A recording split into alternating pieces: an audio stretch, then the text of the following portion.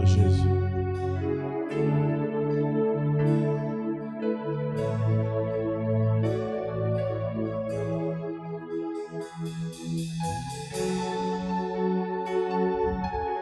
Merci de bénir ta présence en Seigneur. Glorifie-toi au milieu de nous, Seigneur. Bénis ta parole et bénis ton peuple. Nous voulons nous rassasier de tes bienfaits.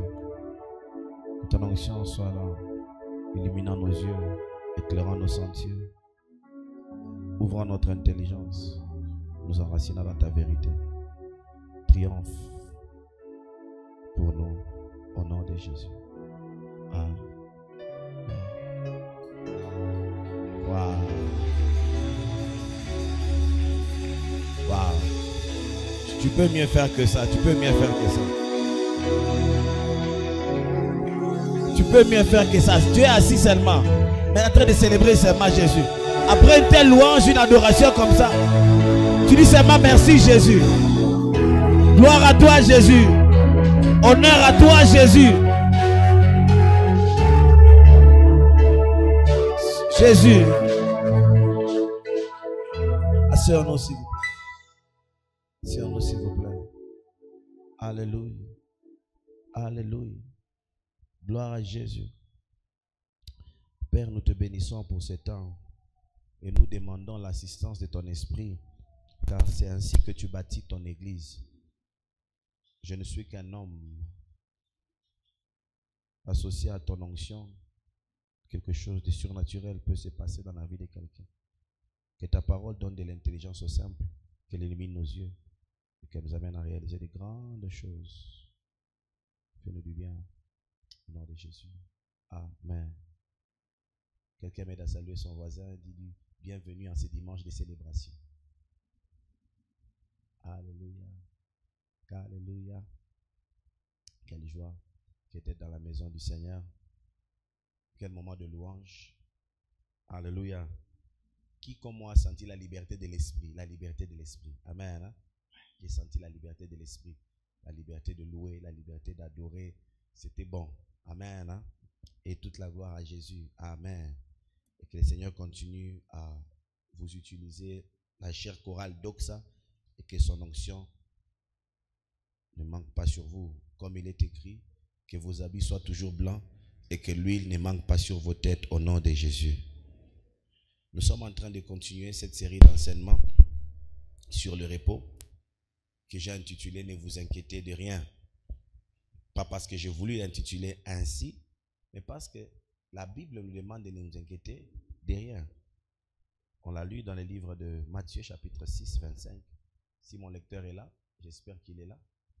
Il va me lire ça, Matthieu 6, 25 et Matthieu 6, 32. Jésus dit à ses disciples de ne s'inquiéter de rien. Quelle instruction difficile dans un monde capitaliste, un monde où les choses se passent différemment qu'au ciel. Alléluia. Tu peux me lire s'il te plaît? Matthieu chapitre 6, le verset 25. Matthieu chapitre 6, le verset 25, nous lisons la parole de Dieu. C'est pourquoi je vous dis, ne vous inquiétez pas pour votre vie de ce que vous mangerez, ni pour votre corps de quoi vous serez vêtus. La vie n'est-elle pas plus que la nourriture et le corps plus que les vêtements? Tu peux t'asseoir là-bas, je vais gagner le temps pour asseoir la matière d'aujourd'hui, sinon je vais être encore long. Je vais seulement récapituler en parlant. Jésus parle à ses disciples clairement. Vous savez, ce texte de Matthieu 6 se trouve dans un enseignement global sur le sermon sur la montagne. Vous le savez, non? Qui commence à partir de Matthieu chapitre 5. Et Jésus est en train de parler il a commencé par les béatitudes et il a enseigné sur ce qui concerne la vie des disciples et comment est-ce que les disciples devaient se comporter et vivre. Et Jésus commence quand même une partie très intéressante qui dit ne vous inquiétez de rien. Moi je croyais qu'il devait s'arrêter là-bas seulement et il dit ne vous inquiétez ni de quoi vous allez manger ni de quoi vous allez vous vêtir. Et si moi j'étais à l'époque là de Jésus, j'allais poser la question à Jésus. Tu me demandes de ne pas m'inquiéter de quoi manger et de quoi m'habiller. On ne mange pas gratuitement. Amen. Hein? On ne part pas dans un supermarché et on prend les habits qu'on veut et on les met sur le corps. Et tu me demandes, dans un monde comme celui dans lequel nous sommes, tu me demandes de ne m'inquiéter de rien. Quand même, c'est une instruction assez difficile. Alléluia. Et je ne sais pas, Jésus vient du ciel. Là-bas au ciel, les anges n'ont pas besoin de changer des habits. Et je crois qu'on n'en pas fait. Parce qu'il y a une telle gloire où les gens ne prétendent pas faire. Ils sont dans une vie telle que la gloire de Dieu les suffit et les remplit. Mais dans la réalité, sur nous ici sur la terre, ces versets ici, ne vous inquiétez de rien, devient un grand défi. Alléluia. Alors j'ai réfléchi, ne vous inquiétez de rien. Et j'ai compris une chose. Que 90% des inquiétudes des humains et principalement des chrétiens viennent au sujet de l'argent. Amen. Hein? Alléluia. Oui. Malgré l'onction que nous portons, les visions que nous avons, la gloire qui descend sur nous, les guérisons que Dieu peut faire au travers des instruments qu'il s'est choisi lui-même, qu'il a appelés par grâce. L'un des plus grands défis dans la marche chrétienne, ou la plus grande inquiétude dans la vie chrétienne, c'est le sujet de l'argent. Alléluia.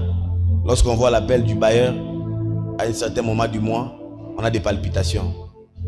Lorsqu'on voit les enfants commencer à rentrer, et ils commencent, surtout quand on dit qu'on a chassé les enfants, c'est comme si on a bougé une vis dans la tête. Et même si tu n'as pas fait les cours de philosophie, tu peux t'improviser philosophe. Des idées commencent à monter. Tu commences à demander comment est-ce que les gens comme les Socrates, les Descartes et les grands hommes ont réfléchi pour trouver des solutions. Et même quand je regarde l'assemblée, 90% de nos problèmes sont attachés à l'argent. Amen. Hein? Alléluia. Alors je me dis, on ne peut pas dire aux gens de ne s'inquiéter de rien si on ne les apprend pas comment dompter la réalité de l'inquiétude que l'argent amène. Et le meilleur endroit où on doit enseigner les gens, c'est à l'église et avec la pensée de Dieu. Amen. Hein?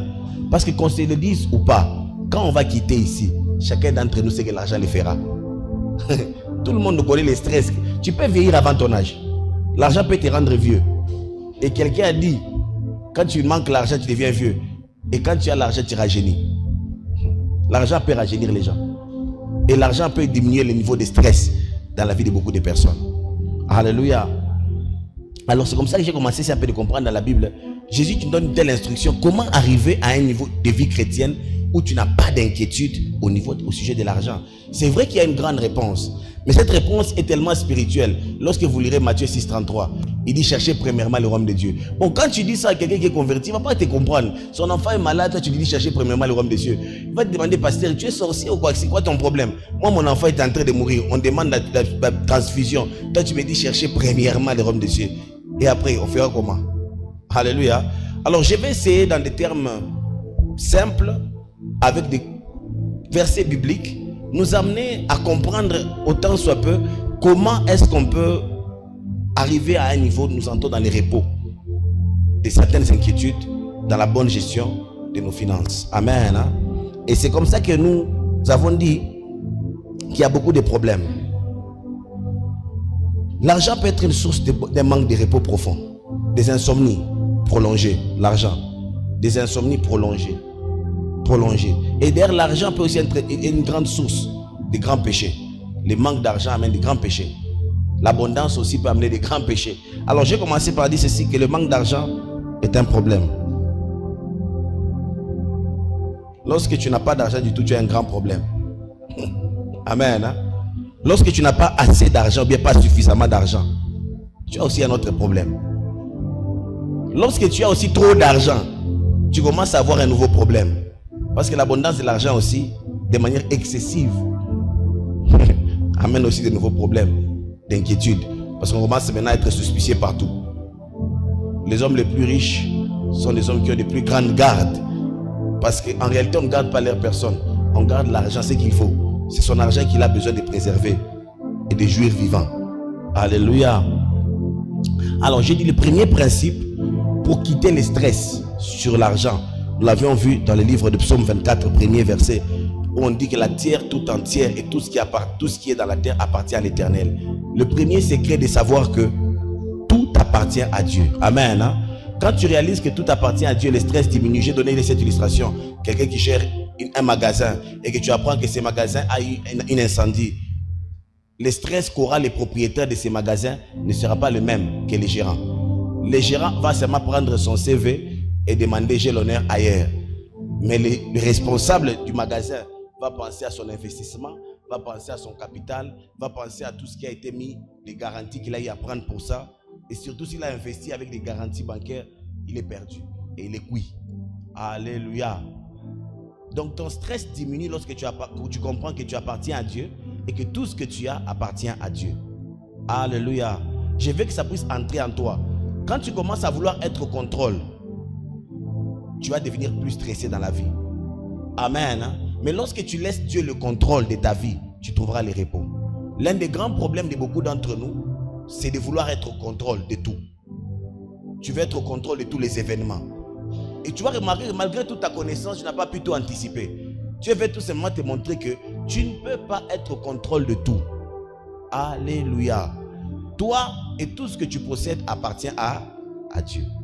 C'est la première chose que tu dois savoir. Et quand tu apprends ça, si ton stress était à 100%, tu es déjà arrivé à 50%. Parce que les risques ne tombent plus sur toi, ça tombe sur Dieu d'abord. Si quelque chose m'est arrivé, c'est Dieu qui va d'abord échouer en premier, car je suis le projet de Dieu. Amen. Au moins que tout ce que je fais, j'ai mes ambitions à moi, personnelles. Si vraiment je suis derrière les buts de Dieu, si vraiment ma vie, ma famille, tout ce que je fais, c'est pour la gloire de Dieu, mon stress va quitter de 50% lorsque je réalise que tout appartient d'abord à Dieu. Quand je dors affamé, c'est la charge de Dieu. Est-ce que quelqu'un est avec moi? Si tu es avec moi, donne-moi un bon amen. Quand je dors, c'est la charge de Dieu. Quand je marche à pied, si Dieu a des intérêts à me voir avancer loin, c'est sa charge, c'est son problème. Ce n'est pas mon problème. D'abord, c'est son problème à lui. D'abord, c'est son problème à lui. Avant d'être mon problème. D'abord, son problème à lui. Avant d'être mon problème. Alléluia. Alléluia. Est-ce qu'on est ensemble? Deuxième chose qui était très importante à savoir, c'est le principe des responsabilités. Tout appartient à Dieu, première chose. Et tout appartient à Dieu, ça veut dire toi-même je dois être sous l'autorité de Dieu. Sinon tu seras sous stress. C'est comme ça que ça fait que nous tous on a les mêmes problèmes, on n'a pas la même attitude. Certaines personnes ont confiance en Dieu que leur vie c'est un projet de Dieu.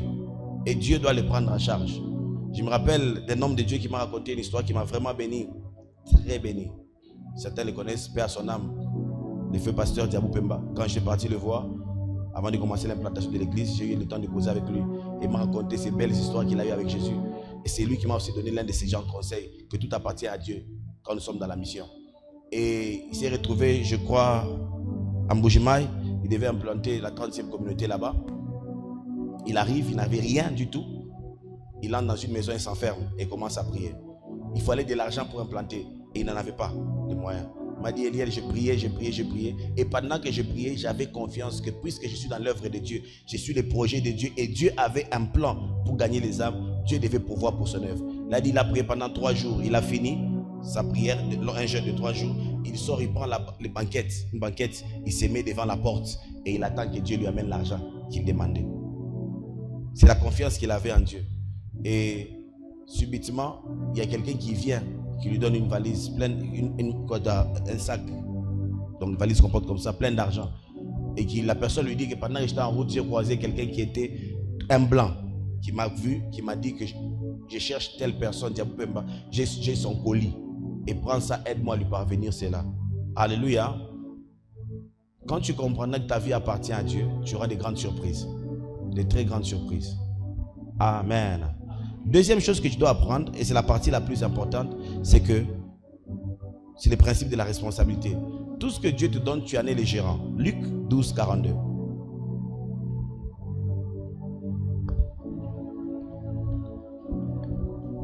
Luc chapitre 12, le verset 42. La Bible dit, et le Seigneur dit, Quel est donc l'économe fidèle et prudent que le maître établira sur ces gens pour leur donner la nourriture au temps convenable?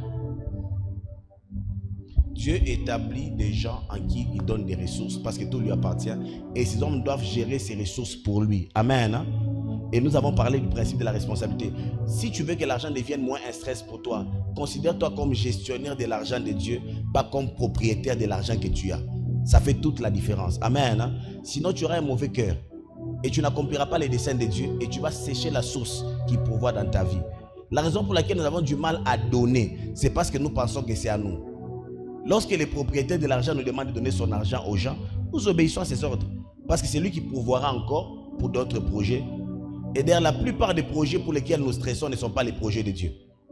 Amen. Hein? Alléluia. Quand Dieu donne une vision, il sera sûr de donner la provision. Quand tu sens que dans ta vie, il y a un domaine de ta vie où tu stresses, pour accomplir ces projets-là, tu fais beaucoup de sacrifices et tu es vraiment dans la souffrance la plus profonde. Crois-moi, tu peux tenter de courir derrière tes propres ambitions. Quand quelqu'un marche derrière la vision de Dieu, il y a une telle facilité que Dieu accompagne. Et je vous le dis comme un praticien de la volonté de Dieu. Amen. Hein? J'ai quitté chez nous. Je suis diplômé en informatique. J'ai fait l'électronique et la programmation. Je finis, je prends mes diplômes, je remets à mon père à Kinshasa. Je prends ma valise et ma natte, je viens à Lubumbashi. Je quitte chez nous sans aucune garantie d'un travail, sans aucune garantie de partenaires dans les ministères, sans aucune garantie de quelqu'un qui dit va commencer et moi je vais t'aider. Personne. Dieu me dit je te vois à Lubumbashi, je t'attends à Lubumbashi. Je prends mes valises, je viens. Quand je viens ici, je n'ai presque rien en commençant la mission et j'ai fait la volonté de Dieu. Je n'ai jamais dormi affamé. Par la grâce de Dieu, j'ai quand même mangé des biscuits et j'ai pris du yogourt ou le thé. Et c'est déjà une grande provision. Amen. Hein? Donne-moi un bon amen. Un meilleur amen. Alléluia. Oui, j'ai mangé les biscuits, j'ai pris le thé. Dieu a été fidèle. Et pendant un moment, lorsque les stress ont voulu commencer, puisque j'étais dans la vision de Dieu, je rencontre quelqu'un, une des sœurs que j'ai impactée en Chine par mon ministère, qui me trouve sur l'arrêt ici, les châteaux, qui me dit, oh, non, qui m'avait vu sur une affiche, je vais prêcher à Fungurume. Et puis elle m'écrit sur WhatsApp, par coïncidence, on se retrouve sur les châteaux, et qui me dit, oh, pasteur Eliel, tu es là. Dieu m'a touché pendant que j'ai vu l'affiche que je devais prêcher à Fungurume. Dieu m'a demandé de payer les arriérés de mes dîmes. Quelqu'un qui paye les arriérés de dîmes d'une année, qui travaille chez Caterpillar. Alléluia. C'est comme ça qu'on a pu vivre pendant cette saison. Et après cette saison, Dieu touche le cœur de quelqu'un d'autre en Chine, qui m'appelle et me dit, Dieu m'a mis à cœur que je puisse te donner autant d'argent pour commencer des investissements. C'est comme ça que j'ai commencé les trucs comme les salles de jeu, les restaurations et tout le reste. Quand c'est fini, Dieu a encore ouvert une autre porte. J'aimerais dire à quelqu'un, lorsque tu es dans la vision de Dieu, Dieu ne cessera d'ouvrir des portes pour sa vision. Alléluia. Des fois, le manque de provision montre que nous courons derrière la mauvaise vision. Si tu entends ce que j'ai dit, tu me donnes un bon amen. Et pourquoi? Parce que quand tu es derrière ta vision, tu deviens le contrôleur de tout. Quand tu es derrière la vision de Dieu, tu gères la vision de Dieu et la provision de Dieu. Et tu as moins de stress. Tu as moins de stress. Moins de stress. Beaucoup des inquiétudes, c'est sur la perspective que nous avons de la vie. La perspective que nous avons de la vie nous rend plus stressés. C'est la mauvaise connaissance que nous avons de Dieu. Luc chapitre 16, 1 à 8. Et c'est là où Jésus prend cette parabole et veut expliquer une réalité sur la gestion. Et ici, on a parlé d'un économe sage. Et là, j'ai tiré beaucoup de grandes leçons que nous avons commencé les dimanches passés et que je vais approfondir ce dimanche pour nous permettre en tant qu'église d'avoir une bonne éducation financière. Parce qu'un pasteur qui a des brebis inquiètes, des brebis stressées, devient plus stressé. Je vous donne un exemple simple. Si tu as 100 brebis, 100 fidèles qui sont stressés, toi tu as 100 stress. Vrai ou faux? Vrai ou faux? Mais eux ont chacun son stress. Quelqu'un comprend de quoi je parle? Tu l'as de manière exponentielle. Si tu en as 10 brebis qui sont inquiètes, toi tu as 10 inquiétudes sur ta tête, pendant que chacune des brebis a son inquiétude à lui, bien à elle. Alléluia. Donc un pasteur sage doit diminuer les inquiétudes des brebis en les enseignant la parole de Dieu, afin qu'il entre dans les repos pour se focaliser sur la mission. Tu me donnes un bon amen et on avance. Alléluia. Oui. Luc chapitre 16, le verset 1, la Bible déclare, Jésus dit à ses disciples, un homme riche avait un économe qui lui fit dénoncer comme dissipant ses biens. Il l'appela et lui dit, qu'est-ce que j'entends dire de toi? Rends compte de ton administration, car tu ne pourras plus administrer mes biens. L'économe dit en lui-même, que ferai-je puisque mon maître m'ôte l'administration de ses biens? Travailler à la terre, je ne l'ai plus. Mendier, j'en ai honte. je sais ce que je ferai pour qu'il y ait des gens qui me reçoivent dans leur maison quand je serai destitué de mon emploi. Et faisant venir chacun de ses débiteurs de son maître, il dit au premier, « Combien dois-tu à mon maître ?» « 100 mesures d'huile, répondit-il. Et il lui dit, « Prends ton billet, assis-toi, vite, et écris 50. » Il dit ensuite à un autre, « Et toi, combien dois-tu » ? 100 mesures de blé, répondit-il.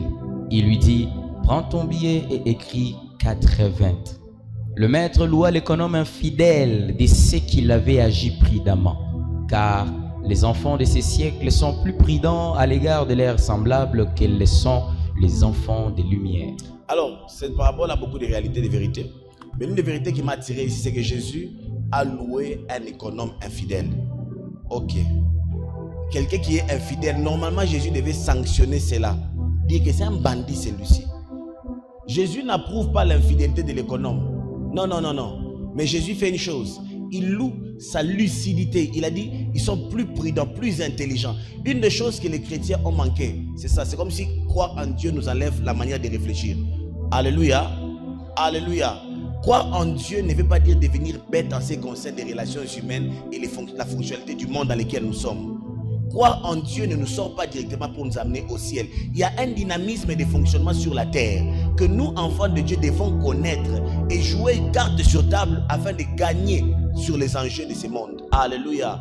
Beaucoup de chrétiens se sont désistés des grandes responsabilités de la vie, mais ils sont plus stressés qu'ils l'étaient avant. Alléluia. Gloire à Dieu pour nous. Nous avons catégorifié certaines choses. Mais ces mêmes choses que nous avons catégorifiées sont devenues les sources des plus grands stress dans nos propres vies. Et Jésus dit ceci, cet économe infidèle, il a été prudent. Et il dit, nous devons être plus prudents, nous devons avoir de la lucidité, plus que même les enfants de ce monde, qui sont plus prudents que nous, plus lucides dans leur manière de faire des transactions ou de gérer leur vie et leurs finances. Et vous allez voir, c'est à l'église où les gens gagnent l'argent, dépensent comme ils veulent, ils se disent qu'ils vont prier pour la percée. Amen. Hein? C'est à l'église où c'est comme si on nous a sorti les cerveaux. Tu gagnes l'argent, tu ne sais même pas comptabiliser ce que tu gagnes, ce que tu sors, tu ne comprends même pas c'est quoi le fonctionnement de l'argent. Et la seule folie que tu te dis toi-même, je vais encore aller prier. Bien aimé, le moyen d'attirer l'argent, de faire des transactions avec la monnaie, ce n'est pas la prière. Donne-moi un bon amen. La prière est un moyen de communion avec Dieu. L'argent est d'une autre nature. Dieu est celui qui a le maître, l'or et l'argent lui appartient. Fais attention, ça appartient à Dieu, mais à des principes attachés à cela. Le même Dieu qui fait tomber la pluie sur les bons et les méchants, c'est lui qui dispose aussi les principes de l'argent pour les bons et pour les méchants. Donne-moi un bon amen. Et c'est la raison pour laquelle tu peux aller au ciel, mais rempli sur terre avec beaucoup de stress. Et ma prière, c'est qu'au travers de cet enseignement, que tu aies moins de stress au nom de Jésus. Alors, Proverbe 23:7 dit ceci. Tel l'homme pense dans son cœur, tel il est. Il est comme les pensées de son cœur. Les pensées qui règnent dans nos cœurs définissent ce que nous sommes. Est-ce qu'on est ensemble? Hein? Et les plus grandes limites des destinées sont les pensées des hommes. Quelqu'un me donne un bon amen. Ce qui te limite, ce n'est pas ce que tu ne peux pas. C'est à quoi tu ne penses pas. Car lorsque ta pensée peut accéder à une partie de la solution, tu as la solution. Et vous allez remarquer, tout ce que nous sommes en train d'avoir, qui pourrait croire à l'époque de Jésus que quelqu'un peut parler avec un micro et parler à 100 000 personnes qui écoutent? Les hommes ont réfléchi aux micros, aux amplificateurs, aux haut-parleurs, aux haut-lanceurs. Les hommes ont réfléchi à des choses compliquées. Tout ce à quoi ils ont réfléchi sont le fruit de la pensée. Amen. Ton manque de finances, ton problème de stress sur l'argent, c'est aussi parce que tu penses tel que tu penses. Si Dieu arrivait à changer ta manière de penser, Dieu peut aussi changer ta réalité financière. Tu me donnes un bon amen. Le plus grand déclic, pendant que je vous parle, moi j'aime la mission. Je suis appelé pour la mission. J'ai fait ça avec passion. Et j'aime les âmes. J'ai vécu la provision divine. Moi, je connais comment est-ce que Dieu peut pouvoir protéger. Je vous ai donné des témoignages. Je peux vous en raconter. Il y a même une dizaine de choses où Dieu a pourvu pour moi de manière surnaturelle.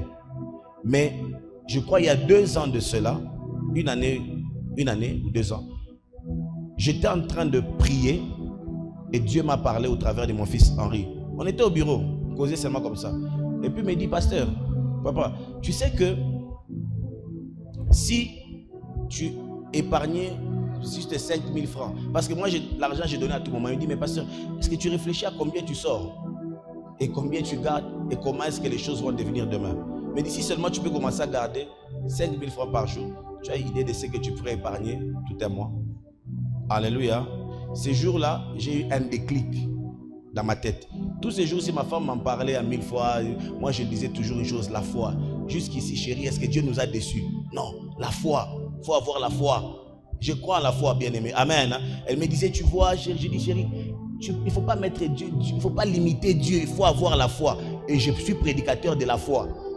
Et je lui disais ça tous les jours, je suis prédicateur de la foi. Mais j'ai aussi vu comment est-ce que la foi peut te mettre aussi dans le qui-vive. Il y a certaines tensions que tu peux t'éviter par la foi avec la sagesse que Dieu donne aux hommes. Amen. Hein? Alléluia. Nous tous on aime la foi, mais il faut éviter de certains stress qui peuvent t'emporter au nom de la foi. Parce que le Dieu de la foi, c'est aussi le Dieu de la sagesse. J'aimerais entendre un bon amen. Je répète, le Dieu de la foi, c'est aussi le Dieu de la sagesse. Donne-moi un bon amen. Et aussi, vous savez ceci, tout ce qui est surnaturel, c'est bâti par le naturel. Est-ce que vous savez ça? Le surnaturel est le fruit des principes naturels. Quand tu veux vivre dans les principes des finances surnaturelles, il faut comprendre le naturel des finances, c'est quoi? Afin que Dieu y mette maintenant sa touche qui fera la différence et qui va l'amener au surnaturel. Et beaucoup de gens ne connaissent même pas le fonctionnement naturel des choses. Et ils s'attendent au surnaturel. J'ai remarqué, même tous les hommes de réveil, avant de commencer dans les dons de guérison, ils apprenaient sur les maladies. Ils apprenaient sur la guérison, c'est quoi, comment Dieu faisait, comment Jésus parlait. Et vous remarquez même ceux qui opèrent dans les miracles. Vous allez voir souvent, ils citent même certains noms de maladies. Ils les citent nommément comme parole prophétique et ils déclarent la guérison et ils voient la guérison. Il y a des maladies que tu ne connais pas, tu ne les verras jamais guérir. Est-ce que je parle à quelqu'un?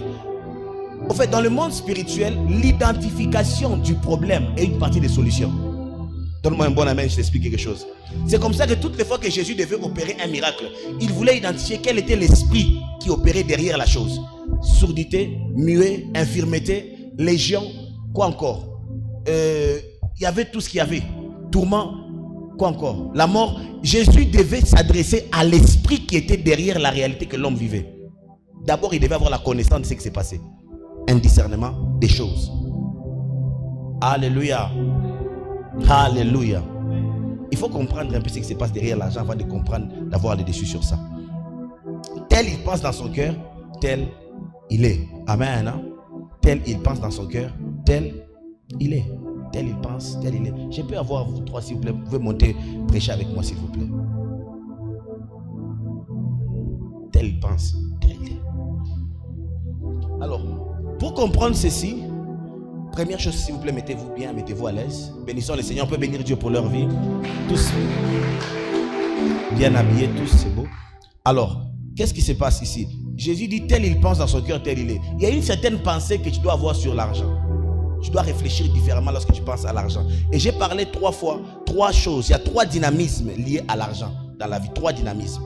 3 dynamismes. Ce n'est pas magique. Laisse-moi tuer ton voisin, dis-lui, ce n'est pas magique. Alléluia. C'est vraiment pas magique. Il y a 3 dynamismes liés à cela. Quelqu'un peut me donner, j'ai besoin de, ça va, téléphone. Donne-moi aussi le téléphone, merci chérie. Ça aussi. Alors, nous allons aller ensemble sur cette réalité. Supposons ceci, John, viens s'il te plaît. Tu vas m'aider. Sois là. Tu peux tenir ça. C'est pour être de manière pratique parce que c'est ce qui se passe dans la vie de tous les jours. C'est le dynamisme qu'il y a avec l'argent. Première dynamique que j'ai parlé sur l'argent. Qu'est-ce qui se passe avec l'argent? On gagne l'argent. Ou bien qu'est-ce qui se passe? Il y a ce qu'on appelle les entrées. Quand on pense argent, on pense entrée. L'argent ne descend pas du ciel. L'argent entre comme quelque chose qui vient. Donne-moi un bon amen. La mauvaise compréhension de l'argent, c'est de penser que quand tu pries en langue, tu auras l'argent. Non. Toutes les fois que tu prends en langue, les moyens que Dieu va utiliser, ça ne sera pas un sac qui va descendre sous ton lit. Ça sera quelque chose, une opportunité que Dieu va créer pour te donner de la sémence. Il y aura une entrée. Amen. Hein? Cette entrée peut être un don. Cette entrée peut être un salaire, un travail qu'on te donne. Cette entrée peut être une opportunité d'un business qui te donne un revenu qu'on appelle argent. Donne-moi un bon amen. Cette entrée peut être quand tu tresses les cheveux là, ça s'appelle entrée. Quand tu maquilles les gens, ça s'appelle entrée. Quand tu pars construire, ça s'appelle entrée. C'est le dynamisme de l'argent. C'est le moyen que Dieu utilise pour tous les humains sur la terre, chrétiens ou païens, pour accéder à l'argent. Tu me donnes un bon amen. Les chrétiens n'ont pas l'argent différemment des païens.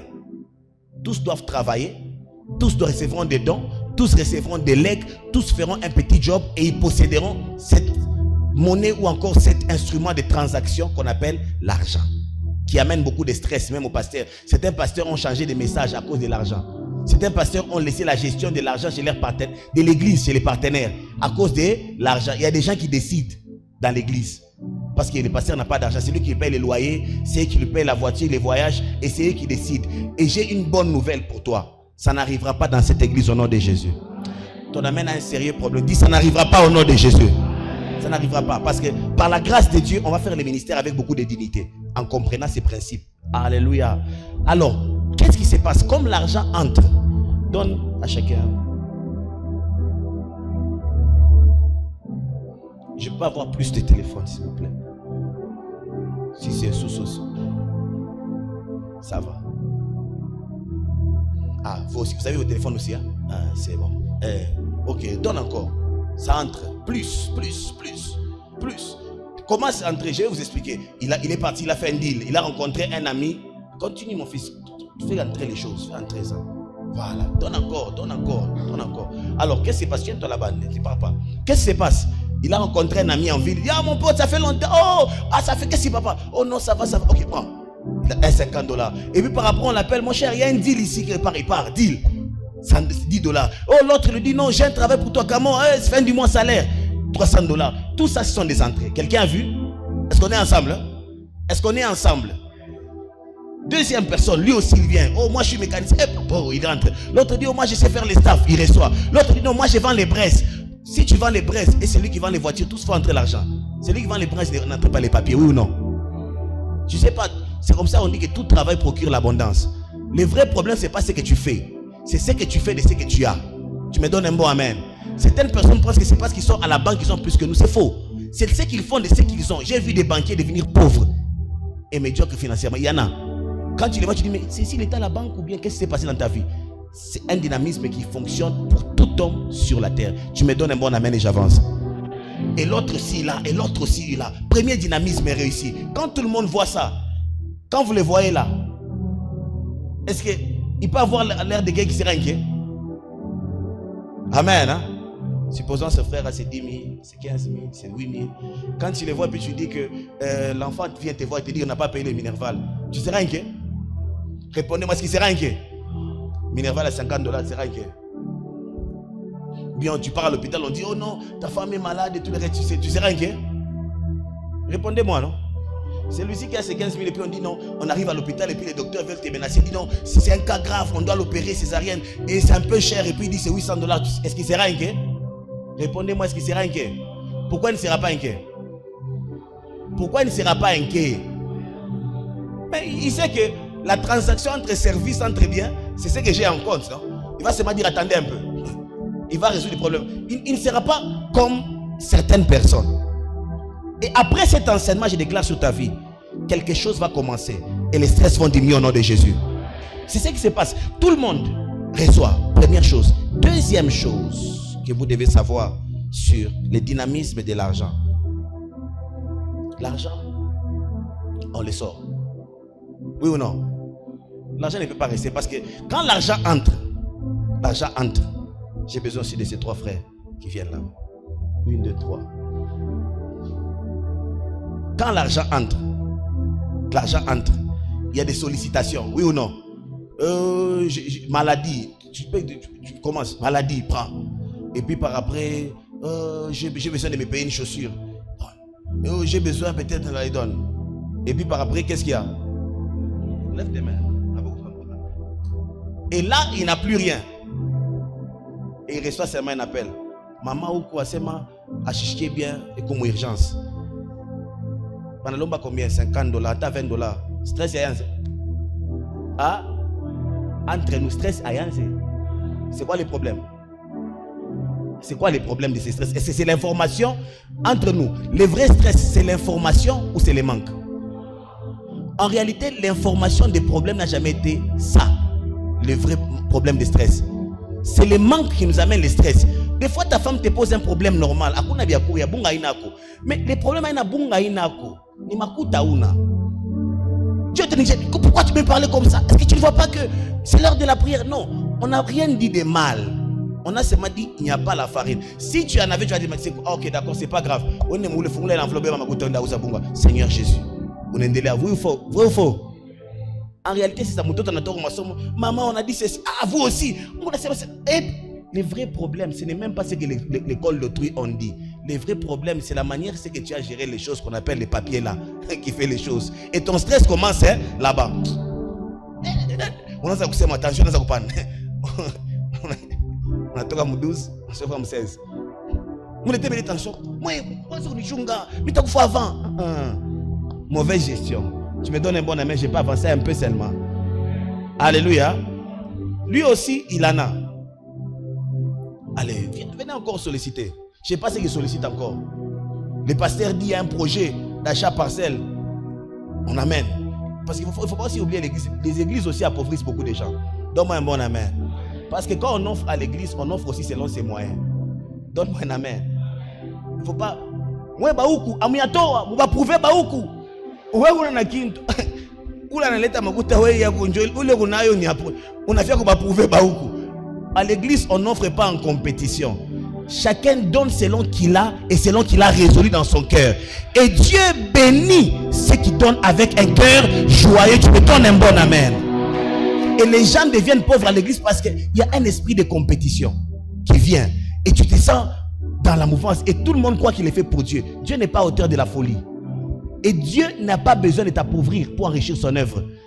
Donne-moi un bon amen. Le Dieu qui appauvrit ses enfants pour enrichir son œuvre, c'est un Dieu méchant et misérable.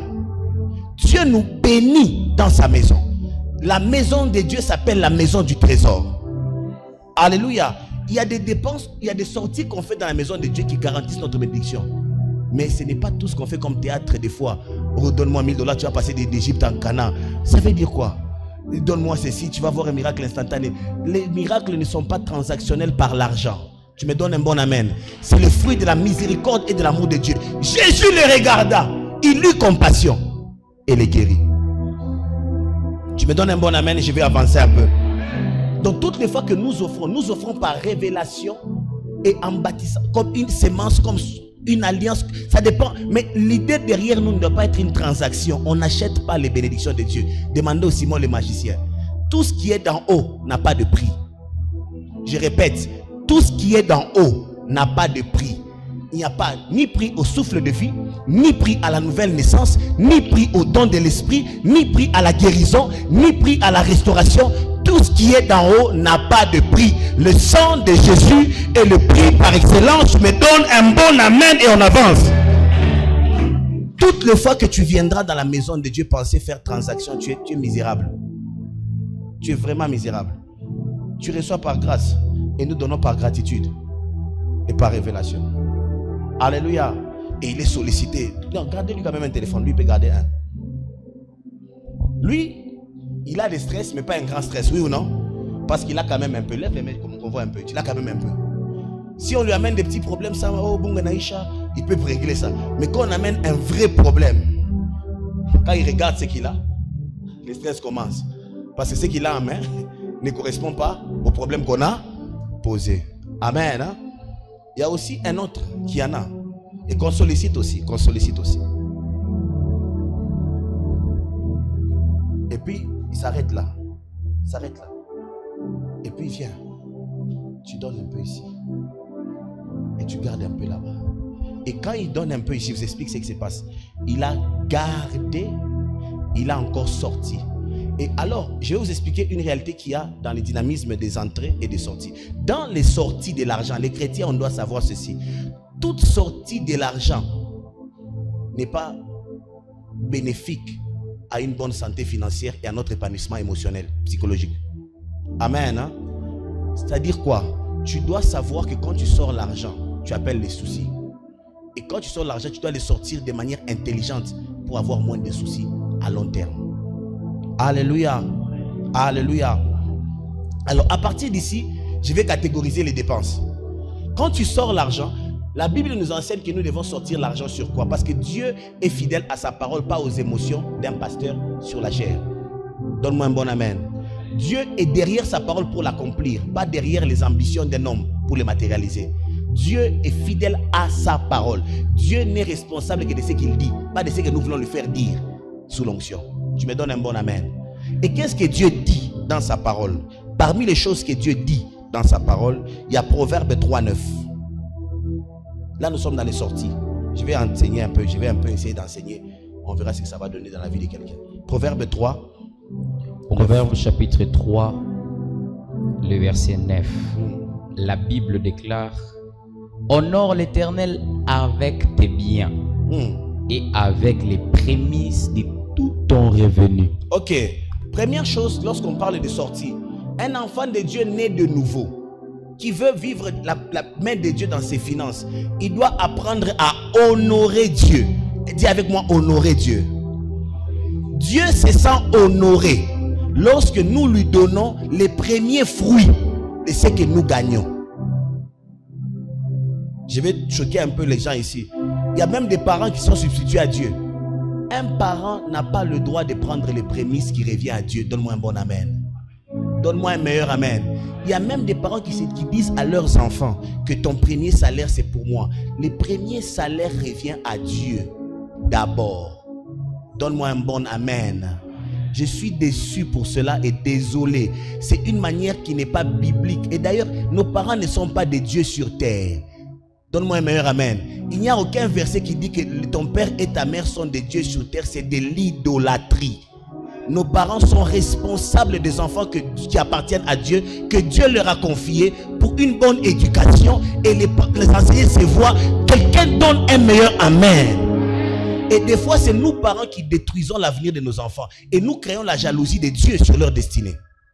Quand tu veux te mettre à la place de Dieu, tu veux quoi? La guerre avec Dieu. Et Dieu tire gloire là où il est Seigneur, maître et honoré. Il dit honorer Dieu d'abord. Avec le prémisse. C'est quoi le prémisse? Tu trouves un travail, ton premier salaire, tu apportes ça à Dieu. Seigneur, merci de m'avoir donné ce travail. Petit qu'il soit, je reconnais que ça vient de toi. Et tout ce que j'ai comme revenu, Seigneur, je te le donne. Tu prendras soin de moi. Si j'enseigne à quelqu'un, tu me donnes un bon amen. C'est ce que la Bible enseigne. On va lire encore. Vous allez me lire rapidement Exode 34, 26. Parce que beaucoup de gens font ce genre de bêtises. Et beaucoup de chrétiens se demandent: mais papa, mais je comprendrai. Et puis tu as comprendre Dieu parce que toi tu es parti honorer ton père. Ton père qui te met la pression, qui est un homme. Et tu ne sais même pas dans quelles alliances financières il est. Quand les prémices sont sanctifiées, le reste l'est aussi. Même si ton père est magicien, quand tu as honoré Dieu, la magie de ton père ne peut pas opérer sur tes finances. Est-ce que je parle à quelqu'un? Toutes ces réclamations n'ont aucun pouvoir parce que les prémices ont été sanctifiées d'abord. Il y a des gens dans les familles qui ont des lois spirituelles bizarres. Dans le domaine des finances, il y a une sécheresse qu'on n'explique pas. Et une manière de briser ces choses, c'est en honorant Dieu avec nos prémices. Combien d'entre vous avez eu un travail, vous n'avez pas honoré Dieu? Tous avec qui je travaille savent, même quand je faisais mes activités, moi-même mes commerces, tout ce qui entre en premier lieu, je l'amène d'abord à Dieu. Si je ne mets pas dans cette œuvre que nous faisons ici, je pars même l'offrir dans d'autres ministères pour l'œuvre de Dieu d'abord. Je dis à Dieu le reste, maintenant c'est entre nous, on saura comment faire. Je ne suis pas contre les parents. Ton deuxième salaire, tu peux honorer tes parents. Merci de m'avoir enseigné, éduqué. Il y a une part de mon salaire, prenez ceci, tu t'organises. Oui, tu peux le faire. Les parents, nous devons les honorer aussi. Mais d'abord, les prémices sont à Dieu. Aide-moi à dire à ton voisin, les prémices sont à Dieu. Exode chapitre 34, le verset 26. Tu apporteras à la maison de l'Éternel ton Dieu les prémices des premiers fruits de la terre. Tu ne feras point cuire un chevreau dans le lait de sa mère. Même quand tu ouvres un champ, la femme à chamba. D'ailleurs, c'est comme ça que c'était dans l'église de la 30e. Ceux qui savent. Les gens amenaient même les récoltes à l'église. C'est comme ça normalement. Les prémices sont d'abord à Dieu. Ne pense pas que, oh, mais je comprends, papa, quand je n'ai pas ça baloge mon famille. Il y a aussi des principes spirituels que nous méprisons, que nous négligeons. Les prémices sont d'abord à à Dieu. Donc, si tu es intelligent spirituellement, parmi les premières sorties que tu dois avoir, Dieu doit être un au premier. Pourquoi? Parce qu'au commencement, d'abord, Dieu. Dieu est celui qui sécurise tout ce qu'il nous donne. Dieu est celui qui nous donne tout ce que nous avons. Dieu est celui qui donnera plus que ce que nous avons maintenant. D'abord Dieu, d'abord Dieu, d'abord Dieu. Donne-moi un bon amen. Aujourd'hui, on a des jeunes gens qui trouvent un peu d'argent. D'abord sa copine, sa fiancée. Il veut d'abord l'impressionner, l'amener d'abord au restaurant. Tu as ton premier salaire, déjà tu appelles Migo pour Orange. C'est le premier réflexe. Des premiers réflexes, tu as ton premier salaire. Manini, il est sac Ningapi. Maintenant, je suis prêt. Tu es prêt à te ruiner, ouais? Tu n'es pas prêt du tout. C'est lorsque Dieu est en premier que le reste peut être bon. Et si vous méprisez cela, bien aimé, personne ne peut mettre Dieu en premier et finir les derniers dans la vie. Je répète, personne ne peut mettre Dieu en premier et finir les derniers dans la vie. Ça n'arrivera jamais. Jamais. Ton problème, c'est que Dieu vient en dernier. Et tu te demandes pourquoi ça ne marche pas. L'un des problèmes est celui-là. Deuxième chose quand on parle du donner, on parle aussi de dîme. C'est une sortie importante. Je dois enseigner l'église. Beaucoup de gens négligent la dîme. Ils considèrent la dîme comme une futilité de leur sortie. Après avoir payé les loyers, après avoir tout donné, puis maintenant il dit, ah, papa, mais je comprends, moi, ma charge, je crois, je te dîme. Tu t'appauvris toi-même. Alléluia. Alléluia. Ce que j'arrête ici, bien j'avance un peu. Vous n'êtes pas fâché? Je suis venu bénir quelqu'un. La raison pour laquelle tu peux rester pauvre. Vous savez pourquoi? La Bible dit tel l'homme pense, tel il est. Si tu penses voler la dîme, tu voleras toute la vie. Si tu penses manger, tu mangeras toute la vie. C'est le fruit de tes pensées que tu matérialises par tes actions. Si tu penses être un homme qui donne sa dîme, tu donneras aussi toute la vie. C'est les pensées de ton cœur qui déterminent les actions de ta vie. Et parmi les choses qu'il faut apprendre à faire, il y a Malachi, tu es là-bas rapidement. Malachi 3.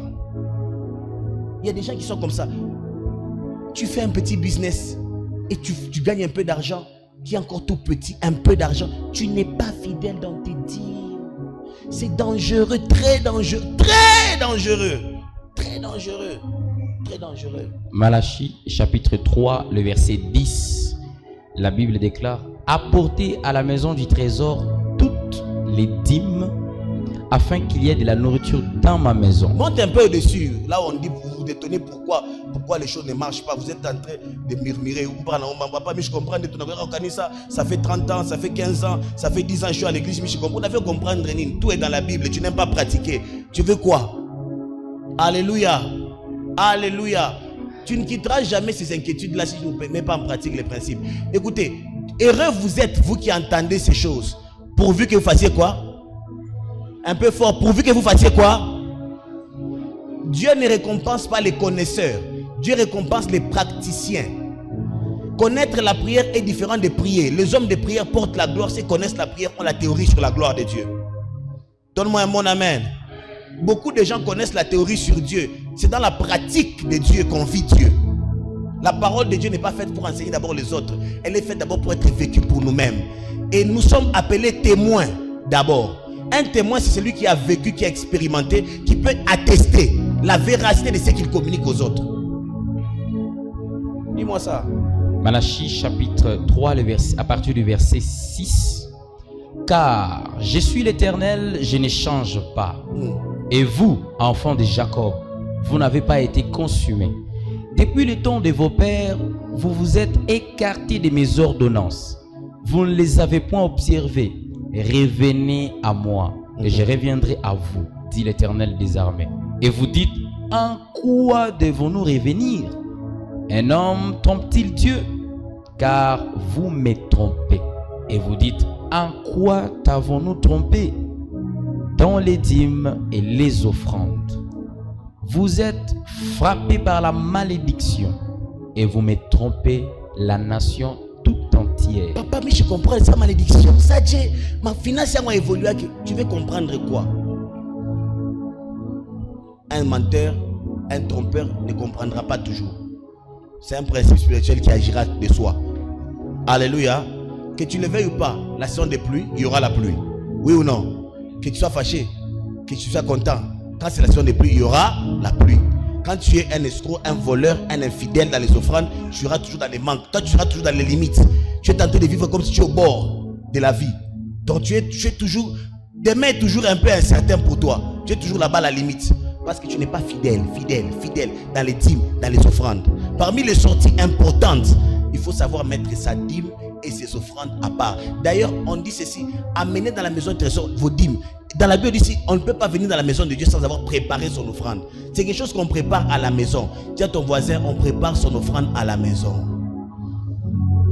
On n'improvise pas ça. Dieu a boutamu dans ma prédication. Quand prédication qui est boutamu, Dieu n'a pas boutamu. Tu offres par révélation, par connaissance de Dieu. C'est comme ça qu'il y a beaucoup de gens qui manipulent maintenant les gens pour donner plus, donner plus, donner plus. Et tu vois que tu as tout donné, maintenant tu demandes les transports en quittant.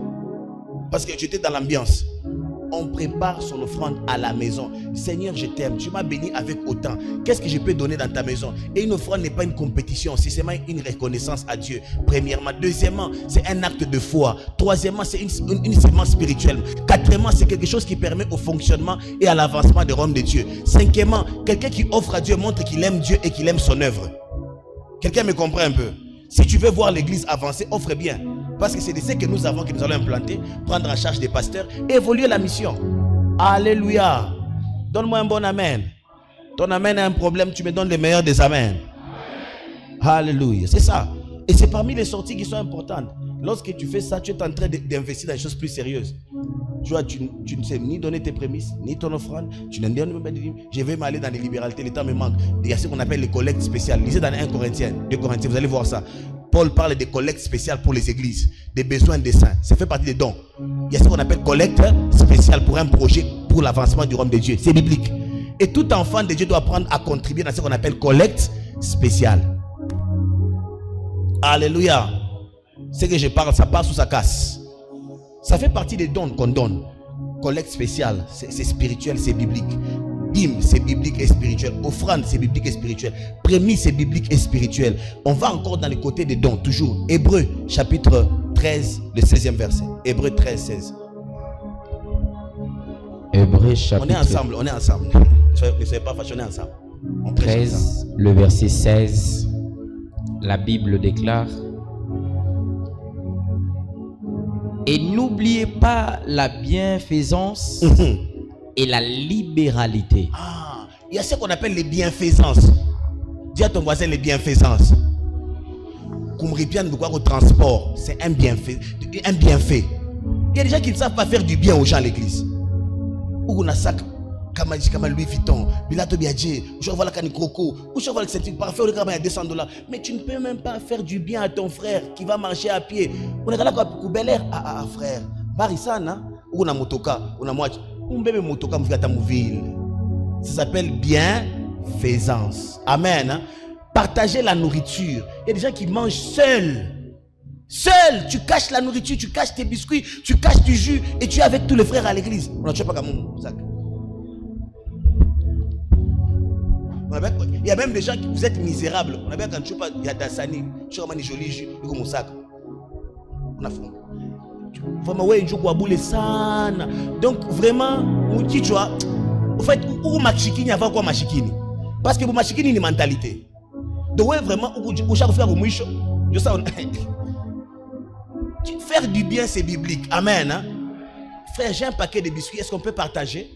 C'est ça être un enfant de Dieu. Même au travail, beaucoup de chrétiens ne partagent pas. Amen. Hein? Oui, beaucoup de chrétiens ne partagent pas. La bienfaisance. Au-delà de la bienfaisance, il y a ce qu'on appelle les libéralités. Tu vois seulement il y a un besoin, tu donnes. On ne t'a pas demandé, tu as vu les besoins. Ah, pourquoi ce frère, tous les jours, quand il vient à l'église, il modère, il est toujours en sandales. Et pourtant, c'est un bon modérateur. Tous les jours, il se met une chemise à Kouchokano. Frère, même un bel chemise à Kafest. Bien. Incroyable. Ça s'appelle libéralité, bienfaisance. Amen. Hein? Alléluia. Que Dieu abonde en nous des grâces de libéralité, de bienfaisance au nom de Jésus. C'est la bienfaisance qui va te voir. Tu rencontres un pasteur, un assistant pasteur en route, il fait les pieds. Dieu t'a béni avec 4 voitures. Tu dis, pasteur, chez moi j'ai plus de voitures. Est-ce que c'est possible que vous passiez prendre ces contacts et que vous puissiez aussi être en voiture?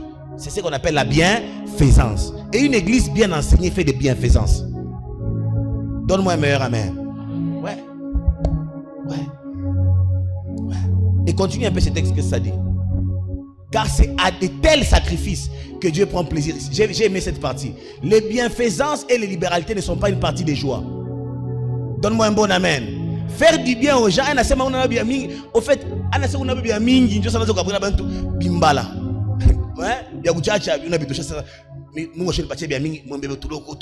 Non, non. Quand quelqu'un te fait du bien, sache qu'il a sorti ce qui compte pour lui. Et c'est ça, ce genre de choses qui comptent pour Dieu. Quand tu viens donner aux gens, tu as 10 000 frères, frère, on a un transport. Toi-même, tu sais que tu es méchant. Alléluia. Il y a des gens comme ça, vous savez ça, non? C'est pas des bienfaisances, ça c'est la méchanceté. Toute bienfaisance et libéralité est le fruit d'un sacrifice. Et Dieu, la Bible dit, Dieu prend plaisir à de tels sacrifices. Dieu est content. Ça fait mal, frère. Ça fait mal. Et puis, c'est vrai que mais Mukiro, Dieu est content. Est-ce que j'ai parlé à quelqu'un? C'est ça. Si je suis en train d'enseigner la parole de Dieu, la vie chrétienne, c'est comme ça que ça se passe. Alléluia. Ça fait partie des sorties importantes, des sacrifices, des bienfaisances dans la maison de Dieu. Le temps me manque, je dois avancer vite et finir cet enseignement aujourd'hui. Alléluia. Et dans les dynamismes de sortie, j'ai fini avec l'aspect des choses spirituelles. Il y a des choses que vous devez savoir. Il y a des chrétiens qui oublient qu'il y a ce qu'on appelle les charges fixes, les dépenses régulières. Dis avec moi les charges fixes. Quand tu es normal et tu es adulte et tu as déjà quitté tes parents, tu es vie seule, parmi les choses que tu dois savoir quand tu gagnes l'argent, c'est que tu dois aussi payer les loyers. Donne-moi un bon amen. Ne gaspille pas tout l'argent, c'est les 25 que tu rappelles que tu es locataire. Tu es dangereux. Quand tu fais tes dépenses, dépense selon que tu as des responsabilités fixes. Quelqu'un se rappelle du texte que j'ai lu la fois passée? Tel fait les riches et il fait comment?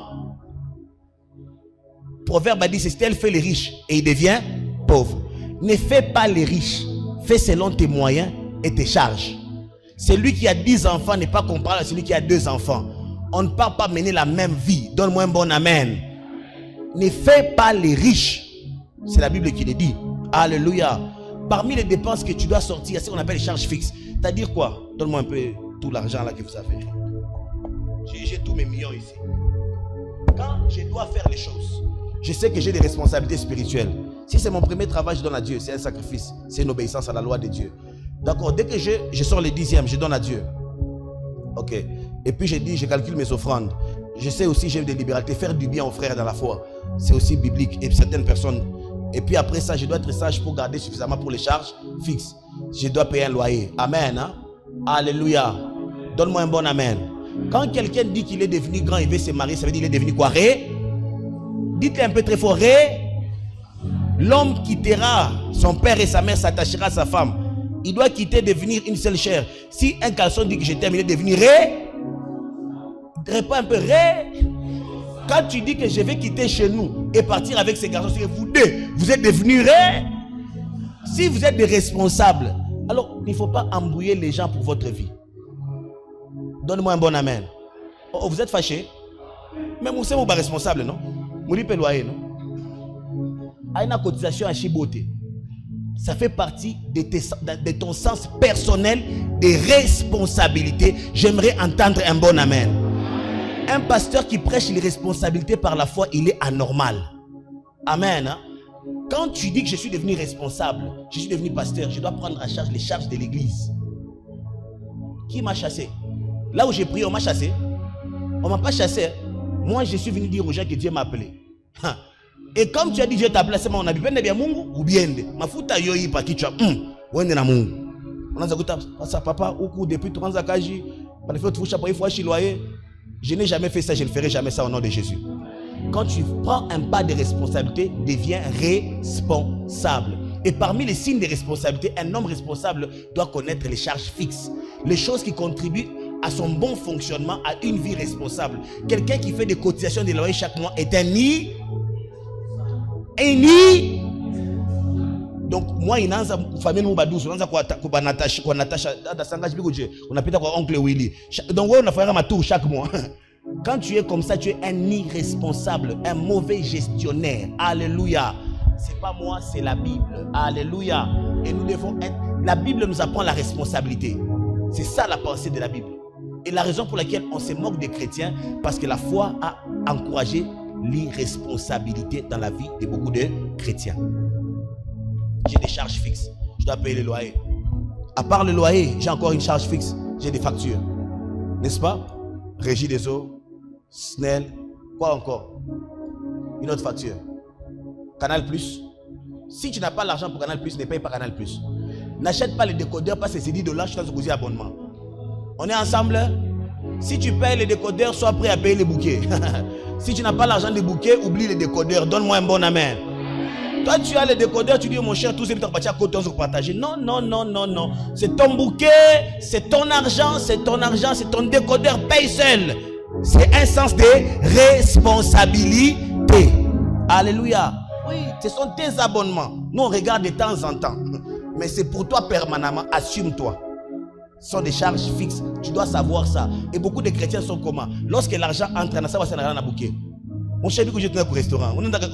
Il y a des gens qui vendent des chaussures, tu achètes les chaussures. Nous, sa veste. Et puis, fin du mois, ça, on n'arrive pas à loyer. Ma ta veste, tu m'as ta loyer. Toi, veste, ou on n'arrive pas à loyer.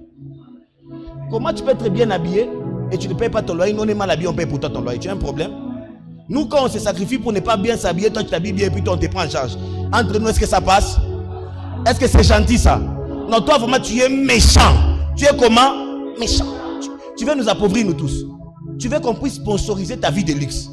Nous, on s'appauvrit, on se limite dans nos moyens, mais toi, tu vis au-delà de tes moyens et toi, tu amènes tes charges à la fin du mois pour nous. Un enfant de Dieu, quand il reçoit l'argent, doit penser aussi à la fin du mois. Amen. Hein? Donne-moi un bon amen. Quand quelqu'un t'appelle, c'est là où il n'a pas taka, il donne une pachia, on a tout. C'est ce qu'on appelle l'humilité, l'honnêteté. Ce que tu me dis là, avec ce que moi je gagne, je ne suis pas prêt à entrer dans cette aventure. Que Dieu te bénisse pour la bonne volonté.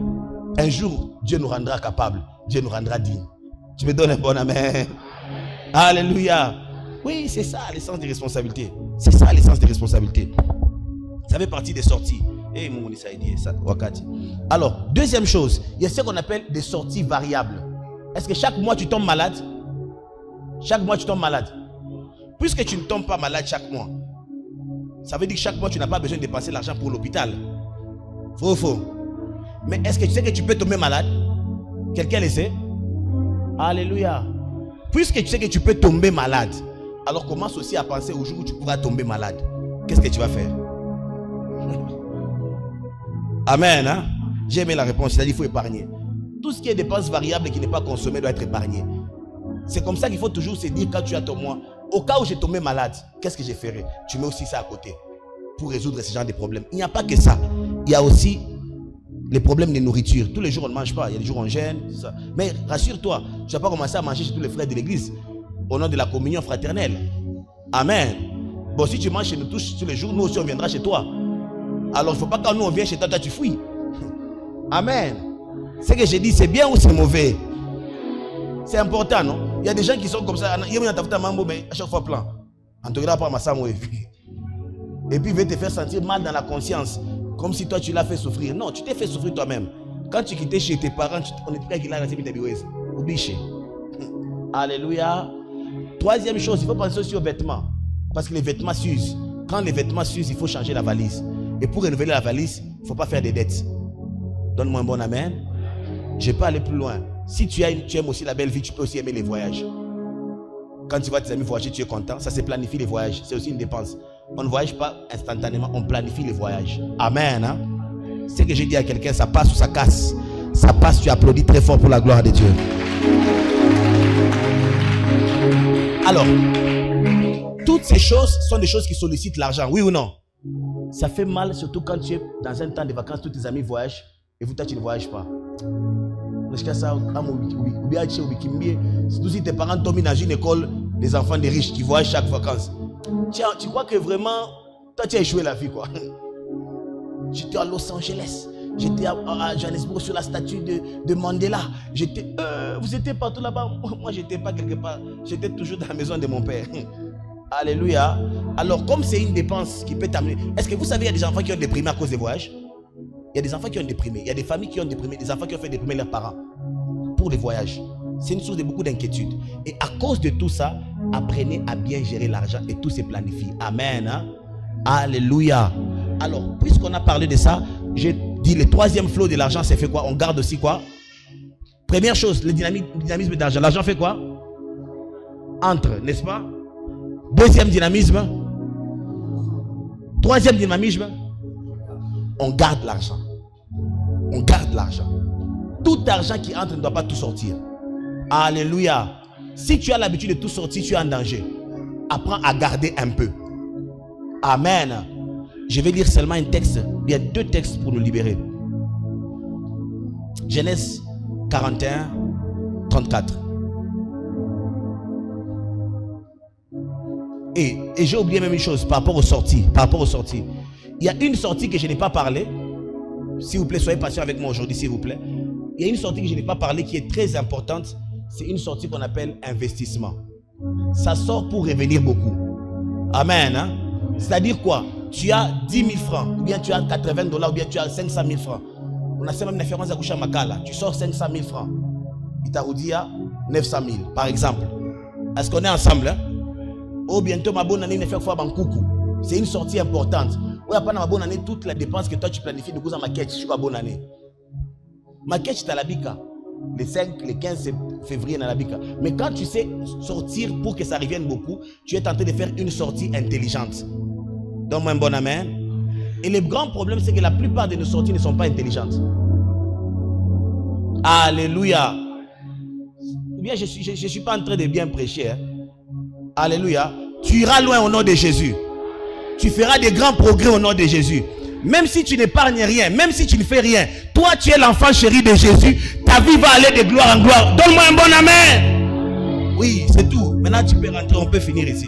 Comme ça demain vous allez amener les mêmes problèmes. Parce que je vois les gens, on t'apprend comment faire la vie. On a stressé.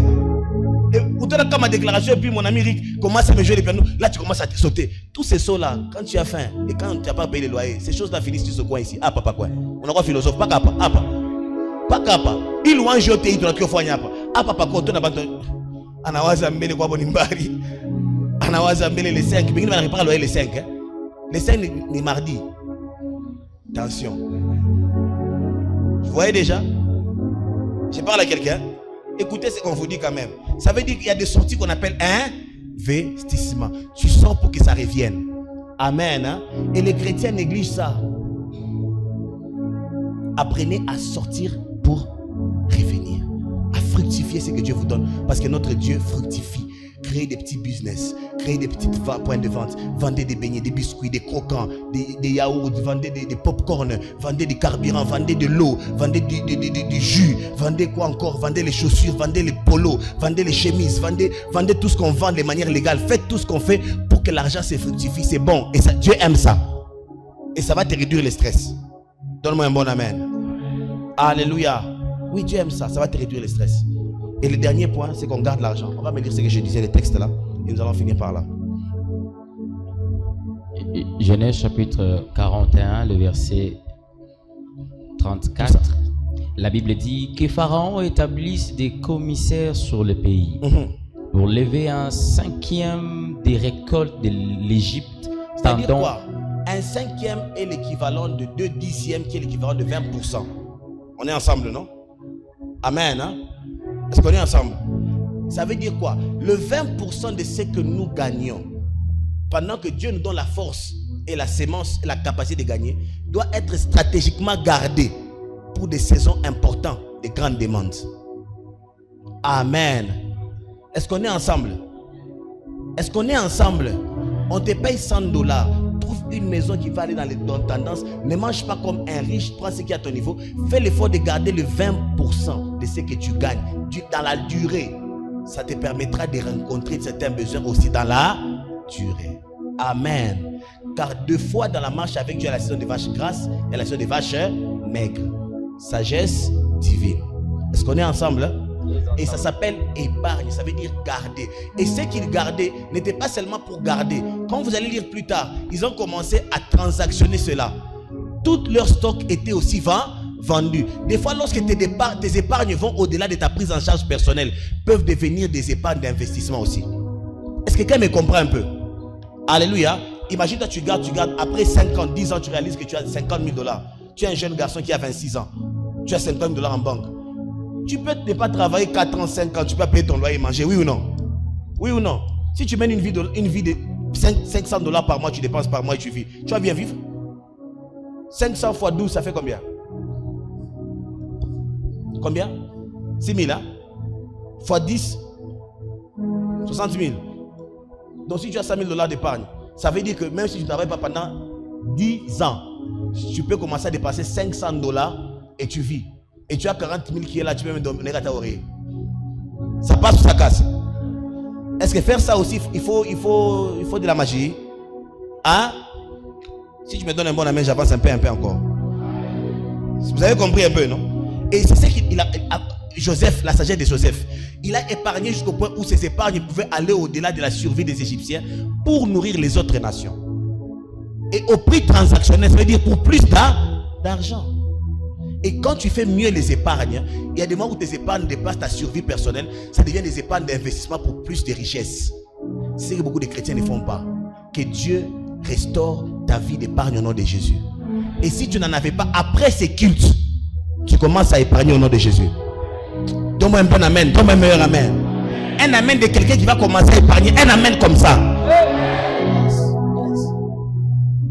Et nous les parents chrétiens, on doit enseigner nos enfants chrétiens ces choses très tôt. Ton enfant qui a 12 ans doit apprendre déjà ces principes. Quand il a 18 ans, sa vie a changé. Quand il a 30 ans, tu n'as pas de stress. Et des fois on a stress, mais quand on apprend ces choses tôt, les solutions sont là. Et je te vois d'entrer dans des grandes solutions. Alléluia. Et quand tu fais les 20%, tu as des solutions. Après 10 ans, ta vie financière change. Tu peux faire tous les risques que tu veux. Tu peux même voyager avec 10 000 $. Tu peux faire tout ce que tu veux. Si tu veux aller au Dubaï, aux États-Unis, puis tu reviens. Les gens attendent que tu deviennes pauvre, tu ne le deviens jamais. Pourquoi? Parce que tu as su être sage. Les 3 dynamiques de l'argent vont t'amener à ne pas avoir l'inquiétude. Première dynamique, l'argent fait quoi? Deuxième dynamique, l'argent fait quoi? Il faut sortir de manière intelligente et spirituelle. Troisième dynamique, l'argent fait quoi? Et l'argent qui reste, qu'on doit garder, doit arriver à des épargnes qui dépassent notre survie personnelle jusqu'à devenir des grandes sources d'investissement. Que Dieu bénisse. Sa parole est à disponible au nom de Jésus.